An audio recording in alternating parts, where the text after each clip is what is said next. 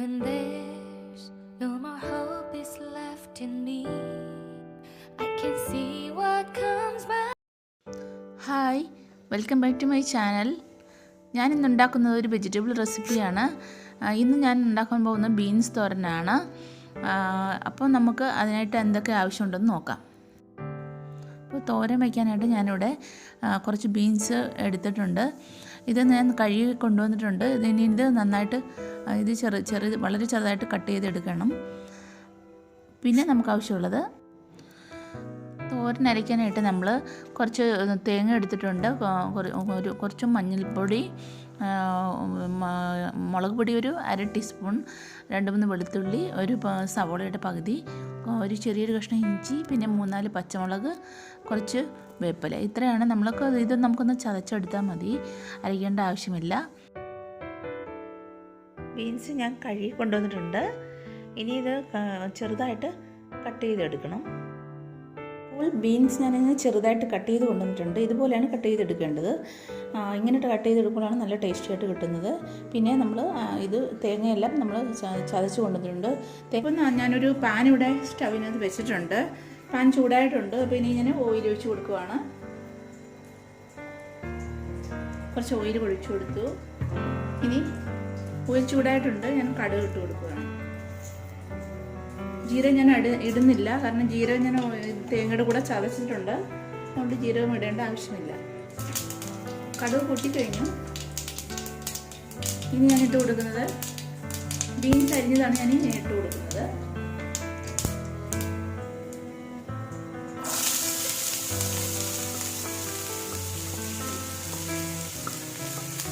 ഇതിൻ്റെ കൂടെ കുറച്ച് ഉപ്പും കൂടെ ഇട്ട് കൊടുക്കാം.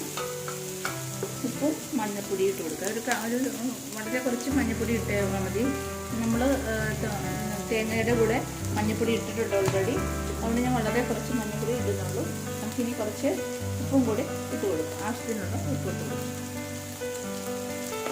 ഒന്ന് ഇളക്കി കൊടുക്കുക.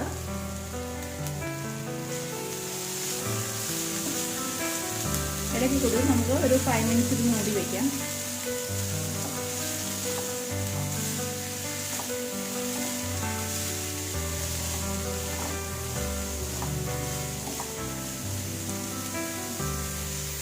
വെള്ളം ഒന്നും ഒഴിക്കുന്നില്ല. ഇത് ആവിയിൽ തന്നെ വെന്തോളും. ഞാൻ മൂടി വയ്ക്കുവാണ്. 5 മിനിറ്റ്സ് ടൈമിലേക്ക് മൂടി വെച്ച് കൊടുക്കുക. ഇത് ഓപ്പൺ ചെയ്ത് നോക്കാം. ബീൻസൊക്കെ വെന്തിട്ടുണ്ട്. ഒന്ന് ഇളക്കി കൊടുക്കുക. ഇനി നമുക്ക് ഇതിലേക്ക് നമ്മൾ തേങ്ങ ഒതുക്കി വെച്ച് വെക്കുന്നത് ഇട്ട് കൊടുക്കുക.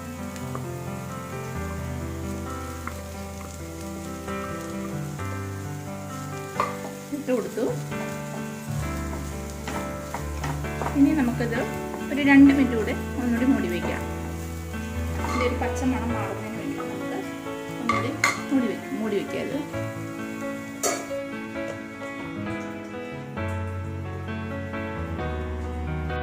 2-3 മിനിറ്റ് കഴിഞ്ഞു. 2-3 മിനിറ്റ് ആയി. ഇപ്പം നമുക്കിതൊന്ന് ഓപ്പൺ ചെയ്ത് നോക്കാം. ഇനി ഇതിനെ നമുക്ക് ഇളക്കി കൊടുക്കാം.